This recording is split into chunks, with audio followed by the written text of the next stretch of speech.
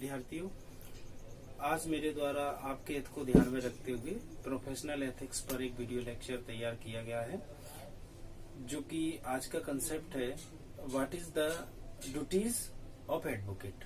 I mean to say general duties of the advocate. एक अधिवक्ता के सामान्य कर्तव्य क्या रहेंगे, उन कर्तव्यों के बारे में आज हम चर्चा करेंगे। यहाँ मैंने पॉइंट वाइज लिख रखा है, वन बाई वन हम समझने का प्रयास करते हैं। नंबर फर्स्ट, देखो जाहिर सी बात है कि जिस तरह हमारी पॉकेट में कोई कॉइन होता है तो हेड होती है तो टेल भी होगा, टेल है तो हेड भी होगा। इससे पहले का मेरा वीडियो लेक्चर आपने देखा होगा, जिसमें मेरे द्वारा ये बताया गया था कि एक अधिवक्ता के अधिकार क्या होते हैं। अगर अधिवक्ता के अधिकार होते हैं तो उसके कर्तव्य भी होंगे। अगर हम अधिकारों की डिमांड करते हैं तो कर्तव्यों का निर्वहन भी करना उतना ही अत्यंत आवश्यक है जितना आवश्यक हमारे अधिकार हमारे लिए हैं। तो जहां हमने एक अधिवक्ता के अधिकारों की बात की, कुछ कर्तव्य भी आरोपित होते हैं उनके ऊपर, कुछ ऑब्लिगेशन है जो उन्हें अपनी ड्यूटीज फुलफिल करने में देना होते हैं। Number first, pleading of case. प्रत्येक अधिवक्ता का यह कर्तव्य है कि वो अपने पक्षकार की ओर से उस मामले में, जिस मामले में वह न्यायालय में पेश हुआ है, उसकी पैरवी करे, और ऐसी पैरवी पूरी ईमानदारी, निष्ठा और समय पर उपस्थित होकर करना चाहिए, न कि उसे डिले करना चाहिए। Number second, reasonable fees. ज्यादातर मामले में ये देखने में आया है कि कई जगह कुछ अधिवक्तागण अपने पक्षकारों से अननेसेसरी पैसा ले लेते हैं, जो गलत है। बात यह है कि एक रीजनेबल फीस एक अधिवक्ता द्वारा अपने पक्षकार से लेना चाहिए, और उस रीजनेबल फीस के अलावा अदर कोई ऐसा पैसा या ऐसी रकम नहीं लेना चाहिए जो कि गलत है। केवल रीजनेबल फीस ही हमें लेना चाहिए, उसके अलावा हमें अननेसेसरी पैसा पक्षकार से नहीं लेना चाहिए। अगर कोई अधिवक्ता ऐसा करता है तो वह अधिवक्ता की गरिमा को खराब करता है और अधिवक्ताओं के प्रति लोगों का विश्वास उठने लगेगा। Third, presentation behalf it client. प्रत्येक अधिवक्ता का यह कर्तव्य है कि न्यायालय में पक्षकार को उपस्थित करने का पूर्ण प्रयास करें, और अगर किसी कारणवश कोई पक्षकार न्यायालय में उपस्थित नहीं होता है तो पक्षकार के स्थान पर अधिवक्ता उपस्थिति दे सकता है और उन कारणों को अभिलिखित करा सकता है जिन कारणों से उसका पक्षकार वहां उपस्थित नहीं हुआ है। Number fourth, present the true document. प्रत्येक अधिवक्ता का यह नितांत आवश्यक कर्तव्य है कि अपने पक्षकार की ओर से संबंधित न्यायालय में जितने भी दस्तावेज या जो भी आवश्यक सामग्री साक्ष्य के तौर पर या किसी भी तरह पेश की जाती है, वो पूरी ईमानदारी से बिल्कुल सही पेश की जानी चाहिए। कहने का तात्पर्य यह है कि फॉल्स एविडेंस नहीं दिलवाना चाहिए, न फॉल्स डॉक्यूमेंट देना चाहिए, यानी कि बिल्कुल सच्चाई के साथ प्रत्येक दस्तावेज वहां उपस्थित होकर पेश करना चाहिए। Fifth, not to take client property. कई परिस्थितियां ऐसी आती हैं कि जिनमें पक्षकारों की संपत्ति सेल करना होती है, बेचना होती है, तो ऐसी स्थिति में किसी भी अधिवक्ता का यह कर्तव्य बनता है कि वह अपने पक्षकार की संपत्ति स्वयं न खरीदे।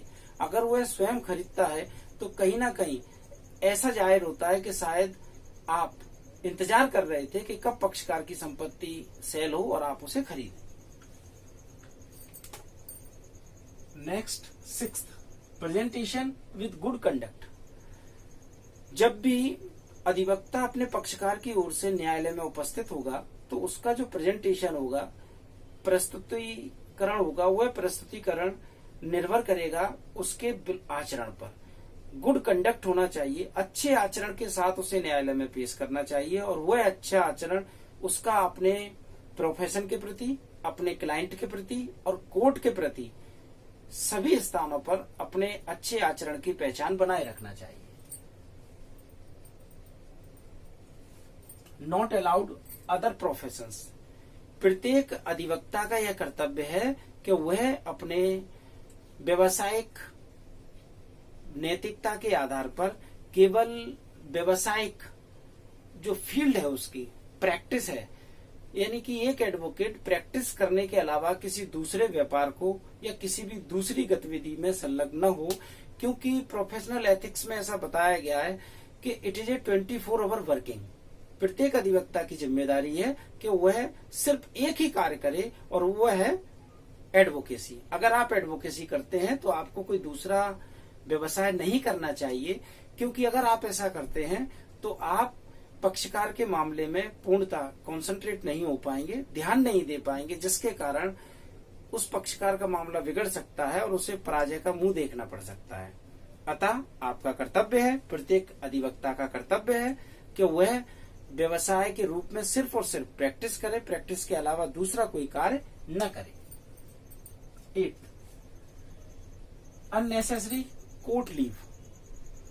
कई बार देखने में ऐसा आता है कि अधिवक्ता का पक्षकार दूर दराज से बस से सफर करके, ट्रेन से सफर करके, पैदल चल के, खुद के व्हीकल से न्यायालय में उपस्थित हो जाता है और पता चलता है कि वकील साहब तो आज है ही नहीं, या वकील साहब तो हैं लेकिन इतने मामलों में व्यस्त हैं कि वो आपकी तारीख आज कर ही नहीं रहे हैं और उन्होंने स्थगन ले लिया है, आपकी तारीख आगे बढ़वा ली है।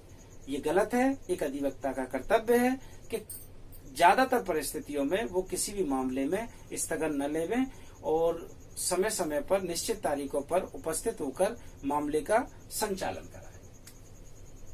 9 fair relation between bar and bench.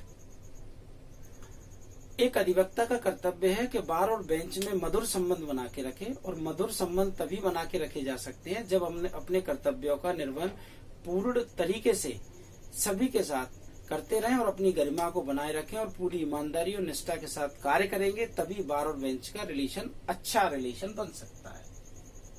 10 beneficial advice given to client. एक अधिवक्ता का सबसे अच्छा कर्तव्य है कि जब भी पक्षकार को सलाह की जरूरत पड़ती है या हम जब अपने पक्षकार को सलाह देते हैं तो हमारा ये कर्तव्य है कि हम उसे सही सलाह दें, ऐसी कोई सलाह न दें जिससे उसका कहीं नुकसान हो।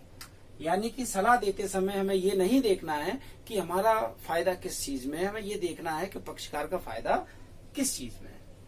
11 अधिवक्ता को प्रत्येक मामले में, प्रत्येक न्यायालय में ड्रेस कोड के साथ उपस्थित होना चाहिए। यह कर्तव्य है, यह जिम्मेदारी है, ये नियमों का पालन है और ये गुड कंडक्ट भी है, क्योंकि प्रोफेशनल एथिक्स में ये बताया गया है कि dress code it must be compulsory for each of advocate. आपको ड्रेस कोड में जाना चाहिए, आपके ऊपर कर्तव्य है। 12 attention at the time. Attention at the time का तात्पर्य मेरा यह है कि प्रत्येक अधिवक्ता को अपने पक्षकार के प्रत्येक मामले में निश्चित दिनांक, निश्चित समय और निश्चित न्यायालय में उपस्थित होकर उस मामले की कार्रवाई को आगे बढ़ाना चाहिए, न कि स्थगन लेकर डिले करना चाहिए। विद्यार्थियों, आज का मेरा वीडियो लेक्चर यहीं समाप्त होता है। आगे भी आपके हित को ध्यान में रखते हुए मेरे द्वारा वीडियो लेक्चर अपलोड किए जाते रहेंगे। धन्यवाद।